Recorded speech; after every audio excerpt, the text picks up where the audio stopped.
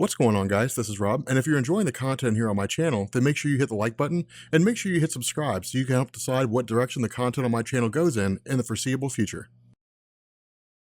Okay, so we are jumping into Venomverse, the official Venomverse main story. Now again, for those of you guys who are new, Venomverse is designed to be this Venom equivalent to Spider-Verse. Now Spider-Verse was a lot bigger. I mean, it was a far grander story than Venomverse is, because Spider-Verse being like the main title was basically a story that sprawled throughout the multiverse, and we basically got hundreds of Spider-Men. You know, there were so many different versions, but Venomverse is not based on the main Venom story. This is basically just a mini series that's kind of thrown out there. What we also did is we covered a series called Edge of Venomverse, and we'll actually have that. I'll make a playlist and throw it down there, or I might throw it in with the main Marvel chronology, the major event chronology. But Edge of Venomverse was just designed for the purpose of showing us these different versions of Venom from across the multiverse. X-23 Venom, we got Old Man Logan Venom, Gwenpool Venom, Deadpool Venom, Ghost Rider, Robbie Reyes Venom. We got these different versions of the character, but each of them had been recruited by a venomized Captain America for a war that was going on, and we didn't initially know what the war was. We weren't really given an indication of exactly what it was that was taking place. But much like the other versions of Venom who were just sort of whisked away and brought to this alternate reality, the main Venom from the Marvel Universe, Eddie Brock, was brought here as well. While we're not given an explicit place of when it is that Venomverse happens, we can largely assume that it takes place between Venom Legacy issues 151 and 152 or something like that. The idea is that when Eddie Brock is basically whisked away from the main Marvel Universe and brought to this alternate reality,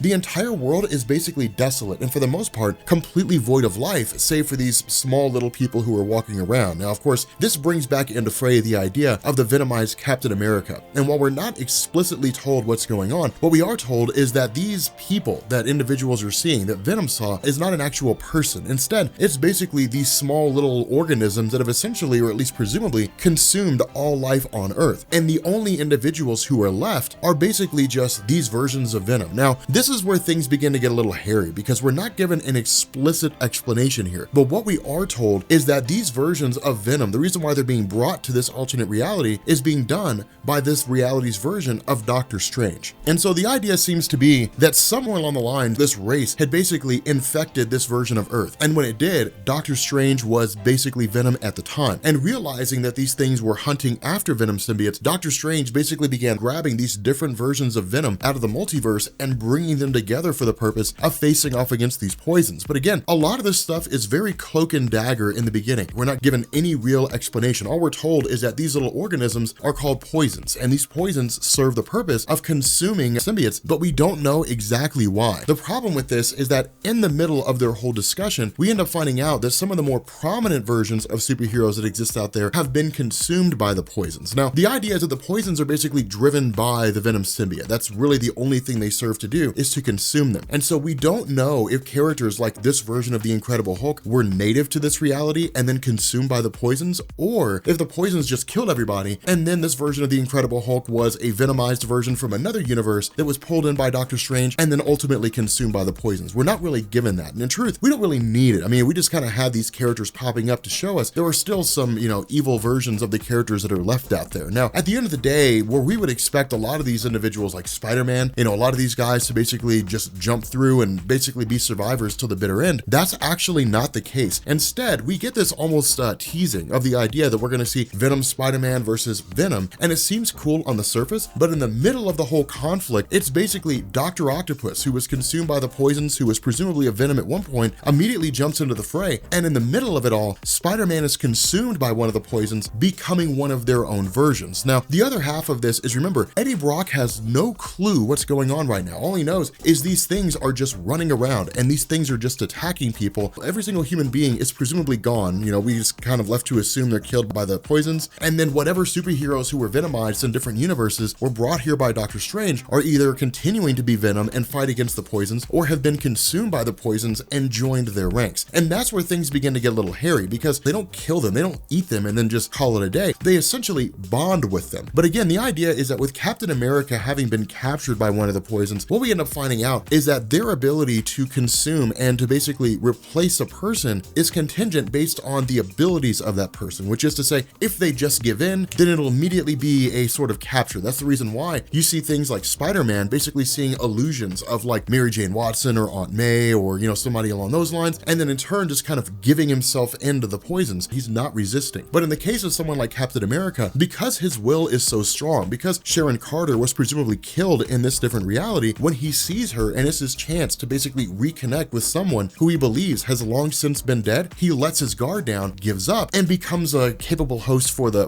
poison. So again, things get kind of cool, but it also gives us this perspective of Spider-Man and what he's capable of. One of the things to keep in mind is that when it comes to the character of Spider-Man, he's one of those guys where for years we knew he was capable, but we just didn't really know what he was capable of. It really wasn't until like Dan Slott's run on Amazing Spider-Man, you know, starting with Big Time, going all the way up to like Dying Wish and Suicide Run and things like that, where we learned that when Dr. Octopus took over the body of Spider-Man during the events of Superior Spider-Man, when he went to go punch Scorpion, he knocked his jaw off. And that's when it was basically confirmed to us that Spider-Man pulls his punches when he fights against people. And that's kind of the cool thing, is because it really hit home at this idea that Spider-Man is a lot more powerful than people give him credit for. Because of his moral perspective, Spider-Man has pulled his punches, because if he chose to, in a fight against Dr. Octopus, he would punch his head off, and that would be the end of Dr. Octopus. So again, that's one of the cool things about it, because in this story, writer Cullen Bunn grabs that concept and brings it in, because it's basically this, you know, poison version of Spider-Man who's been consumed, facing off against an alternate reality version of Mary Jane Watson, who became Venom, an alternate reality version of Old Man Logan, who became Venom, Eddie Brock, who's Venom, all these characters facing off against every last one of them, holding his own and still being able to come out on top. And so that's why it's kind of a big deal, and that's why it's crazy, is because it feeds back into this idea that Spider-Man is extremely capable. Now, the other half of this is that, again, you know, where he's basically forced to retreat just because of the fact that there are so many other versions of Venom descending on him. At that point, it just becomes a matter of, okay, regroup, and then they try to find a way to call it a day. The issue with this is that not everybody sides with the idea of just running around all the time. And that's really what it is that Doctor Strange said. He says, look, the only option that we really have is to just keep on running and see if we can grab more Venoms and bolster our ranks. The issue with this is that when it comes to characters like Captain America who have been turned, characters like the Scarlet Witch, Hawkeye, Sabretooth, these guys who have basically been turned into becoming villains, it's basically this idea that all they ever can do is run. And if all they ever do is run, they're not making any headway whatsoever. They're basically just running in circles. They're a gerbil on a hamster wheel. That's it. And so the idea of Deadpool is to actually turn himself in, is to basically just sort of walk away, say, okay, I'm done, and be finished with it. And so again, it's weird to see Deadpool kind of turn himself over, but it still is kind of cool, because once he gets his cool looking uniform and everything, he looks pretty solid.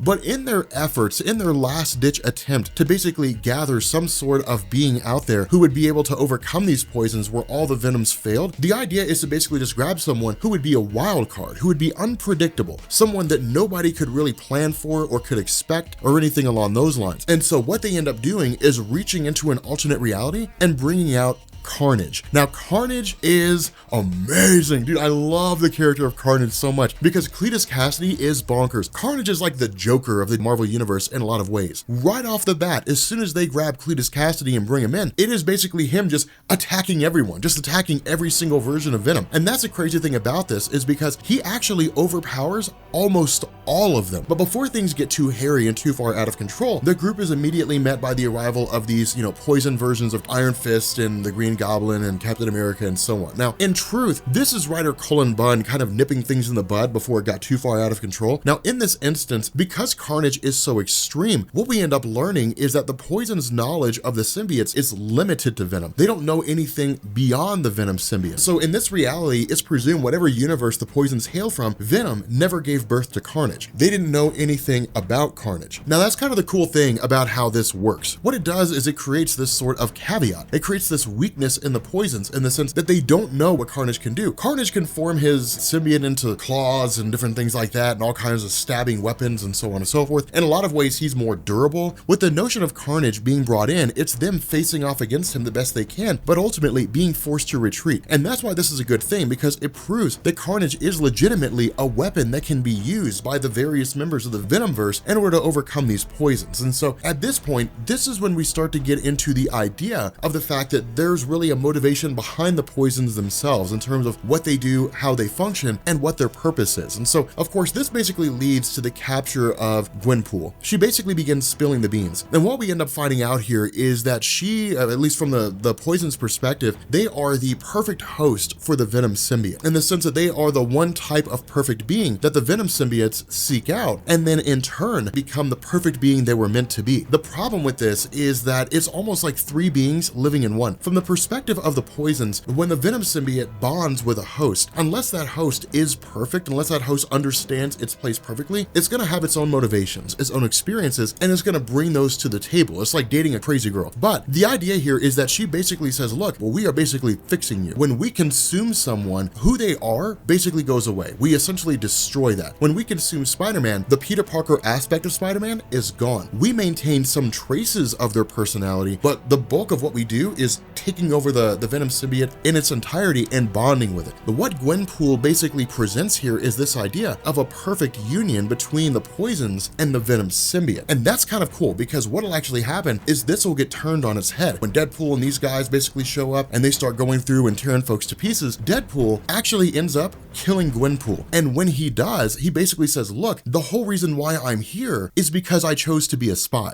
Now, this was a really interesting and an intriguing turn of events, because historically speaking, in Marvel Comics, when it comes to the character of Deadpool, yes, he's a wild card. In truth, while his moral compass is a little bit ambiguous, at the end of the day, the concept of Deadpool resides around the notion of the idea that he does what he believes to be the right thing to do at any one particular time. Now, that kind of waxes and wanes, but he does have a moral viewpoint. And in this instance, him sacrificing himself to the poisons in order to serve as a spy of sorts actually fits in pretty nice and snug with the kind of publications that we've seen with this character so far. Now, something else that's also pretty interesting with this is that Cullen Bunn actually plays it pretty smart in terms of what he does with Deadpool. On the whole, we could ask the question, if Deadpool maintains a semblance of himself, even though he's taken by the poisons, who in turn are supposed to eradicate that semblance, how is he able to maintain that? Cullen Bunn could have just said, well, I mean, you know, it's Deadpool in his comics, whatever. And so the great middle ground here, the great way that Cullen Bunn does this is basically, in this instance, Deadpool saw that Spider-Man kept his sanity for a brief moment, for a very short amount of time, and that Deadpool, being as crazy as he is, banked on the idea that he'd be able to just kind of keep the poisons at bay for some short amount of time, however long it'll be, but eventually they'll completely take over him and he will just be like everybody else. In these moments, you know, right before he basically full on becomes a poison, he basically says, look, the idea of what Gwenpool told you is half true. The whole thing about this is that the poisons themselves were originally just some race that existed out there, and they were for the most part pretty weak. But once they realized they were perfect hosts for the Venom symbiotes, their weakness turned to, okay, we have meaning, which turned into, we can be apex predators. Once they began bonding to these Venom symbiotes, bonding to hosts of the Venom symbiotes, they in turn wanted to become the dominant species that existed out there. And while they do have Doctor Strange captive, and while they are trying to turn Doctor Strange for the purpose of grabbing more symbiotes from the multiverse, bringing them in, and then using them as a food source of sorts, what they intend to do is basically become these perfect hosts, dominate the Venom symbiotes, and then just spread outward into the multiverse, infecting and killing everything they come across, basically putting themselves in a position where no one can defeat them. This leads with Deadpool basically overpowering all of the other members of the Venom group who are here, and then dragging Carnage directly back to all the poisons so they can essentially dissect him and go through and figure out what he's about, and then find a way to either bond with him, or at the very least find a way to defeat him, and then defeat any other Carnage they come across if they cannot successfully bond with him. The cool thing about this is we end up finding out that this is essentially all just one giant ruse. That basically what's going on here is Deadpool is still on the side of the good guys.